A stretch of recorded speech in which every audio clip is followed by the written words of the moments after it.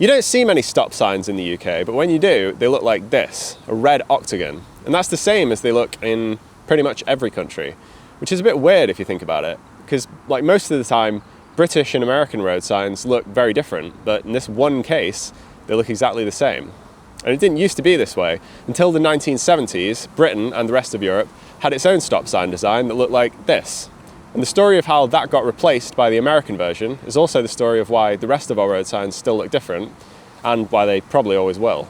At the start of the 20th century, cars were catching on, and that meant that people were driving them more and more, and they were increasingly driving them across national borders, which was a problem because there wasn't any international law yet for what should happen when someone drives a car into your country. Do you have to stop it and re-inspect it, or has the proper inspection already been done? So in 1909, the Convention with respect to the international circulation of motor vehicles was signed, and it started to provide answers to some of these questions, but it also started to provide answers to the question of what should road signs look like. They only specified 4 signs to begin with, but 2 of them are still with us today. And here they are. I actually found both of them right next to each other, so I would think that these are probably the oldest designs that are still in use on British road signs today. Anyway, a couple more signs were added in 1926, but things really got going in 1931 with the Convention concerning the Unification of Road Signals. Britain didn't actually sign this one, but a lot of countries in Europe did, and the signs in the agreement are actually pretty similar to what we have today. There was no stop sign though, and there were a lot of areas that still weren't covered by the agreement. Level crossings were one of the big remaining dangers. How should they work? What should the gates look like? Not to worry though, because the League of Nations was on the case. And if you don't know the League of Nations, that was the international organization set up after World War I with the goal of preventing World War II.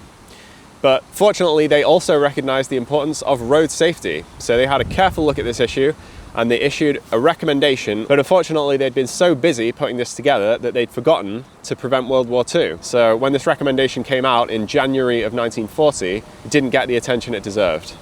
Luckily, just a few short years later, World War II ended and the United Nations was set up, and their mission was to prevent a third world war from happening, a task which, at the time of recording, they've so far achieved. But with the war out of the way, the world could get back to more important things, like agreeing on road signs. A lot of countries in Europe had a lot of rebuilding to do after the war, so if they were going to make any changes, now would be a good time to do it. A lot of other countries didn't yet have a properly developed system of road signs, so if the world could get together and agree on a system now, that would make their lives a lot easier too. So in 1949, the UN held a conference on road and motor transport, and they took the road sign issue very seriously. So the goal of the conference was to come up with a single comprehensive worldwide system of road signs, and any country that didn't use that system would be in violation of the Geneva Convention.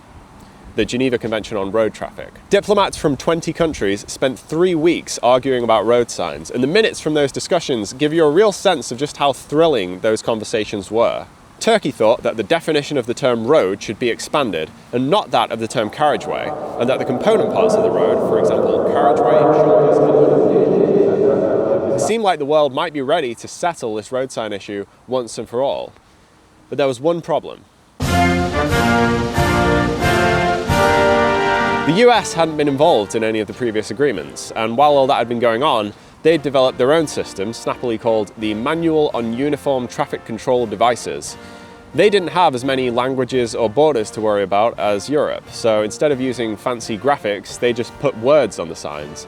But the end result was that they now had a system that was completely incompatible with what was being suggested. To be clear, they weren't the only country to object to these road signs. Britain at the time also wanted to keep its own unique system. But the US did lead the push to get these signs taken out of the agreement and put into an optional protocol, which the US and the UK then didn't sign. And to be fair, it wouldn't have made much sense for the US to sign it anyway. As far as they were concerned, they already had a perfectly good system of road signs that everyone understood. There didn't seem to be much benefit to ripping them all down and switching to the European system when it's not really possible to drive between America and Europe anyway. So what was supposed to be a global agreement on road signs ended up not applying to the United States, or to the rest of North and South America for that matter. They decided to go with the US system instead. But this wasn't the end of the quest to come up with a global agreement on road signs. In fact, it was actually kind of the beginning. After the conference, the UN recognized that asking America to just wholesale adopt the European system wasn't going to work. So they put together the Group of Experts on Road Signs and Signals, a committee of 6 transport officials from different parts of the world who were tasked with coming up with a system of road signs that everyone could agree on. They conducted tests in different countries, trying out the signs from the different systems to see which of them fared better in different environments. And ultimately they came up with a plan. For regulatory signs like speed limits and traffic restrictions, the European circular design would be used. But for warning signs, the American diamond shape would be used. The tests had found that symbols were better understood than words, and the American diamond shape allowed those symbols to be a little bit bigger. So this seemed like a clever way to combine the best parts of both systems. Now, if you've ever seen road signs in Europe or America, you'll already know that this system didn't ultimately catch on, but that's not to say that it didn't have any impact. Ireland, at the time, was one of the countries that didn't yet have a proper system of road signs. And they realized that they could be one of the first countries to jump on this new global system. So in 1956, they adopted the UN's recommended system and waited for the rest of the world to catch up. And waited. Ireland's road signs today are still descended from that UN system, which is why they are the only country in Europe that uses the American diamond shape for their warning signs. The rest of the world wasn't so keen on the idea. By trying to please everyone, they'd ended up pleasing no one. Now both Europe and America would have to scrap about half of their road signs. And Europe had only just finished updating their signs to fit with the last agreement, so they didn't want to do it again. The experts' report did say, though, that if there was one sign that the world really should agree on, it was the sign that tells people to stop. At the time, Europe and America had completely different stop signs, and you can kind of see how the European stop sign does have more in common with the rest of their road signs. But in order to come up with something that all these countries could agree on, the UN's group of experts suggested a design that drew from the American stop sign, and their design looked like this. Weird, right? I didn't know what the black bars were all about, but at the time American stop signs were yellow, and that's because there wasn't yet a widely available red paint that was resistant to weathering and reflective for car headlights. But before long, that red paint was developed, and American stop signs switched over to red in 1954.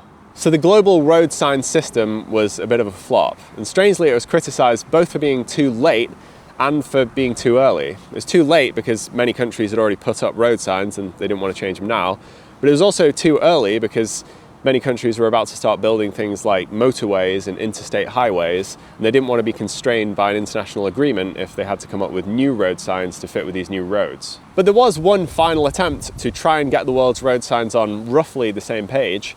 If the world couldn't agree on colours, if it couldn't agree on shapes, maybe at least it could agree to use the same symbols on the signs. So in 1968, the UN held a conference on road traffic in Vienna, Austria. And the goal of this conference was once again to come up with a global system of road signs. But the approach this time was very different. Instead of mandating a single strict system, the Vienna Convention, as it's called today, allowed for a bit of flexibility. Warning signs could look like this, or this, or this. And the stop sign could look like this, or this, or this. Despite these changes, though, the United States still didn't sign the agreement. But they did have a go at implementing some of its ideas. In 1971, America's Manual on Uniform Traffic Control Devices was updated, and for the first time it made heavy use of symbols. For example, this was the debut of the slippery road sign in America, although their design is not as interesting as the European one. The Vienna Convention is still the most significant international agreement on road signs, and even though the US never joined it, it is the foundation of the road sign system that exists on most of the world's continents today. But what about stop signs then? Because the convention says that you can use either design. So why did Europe switch to the American one? Although the convention gave different options for some of the road signs, it was expected that groups of countries would come together and make a collective agreement about which of the options they were all going to go with. And Europe did that in 1971 when they signed a supplementary agreement which decided, among other things, that they were all going to switch over to the American stop sign.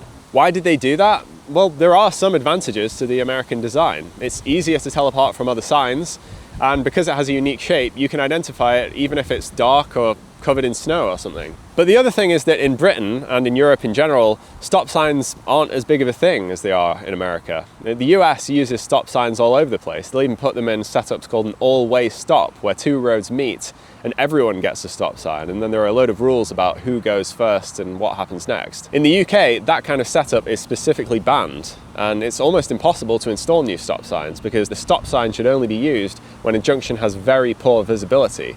And the regulations also say that new junctions with that level of visibility shouldn't be built. So the number of stop signs in Britain will probably only decline as older junctions get gradually reworked over time. But for now, the red octagonal stop sign stands as a reminder that even when the world can't agree on everything, sometimes it can come together and agree on what's really important. Except for Japan, where they still have a different stop sign. They don't care. Also, the Vienna Convention is currently being updated and they're taking out the European stop sign completely, so it's the end of the road for that design. We won't even be able to use it anymore. But yeah, it was fun sitting on a bench for this one. You would have thought that I would have filmed this next to a road or like a stop sign or something, right?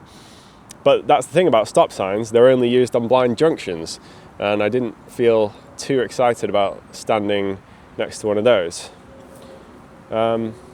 Anyway, bye.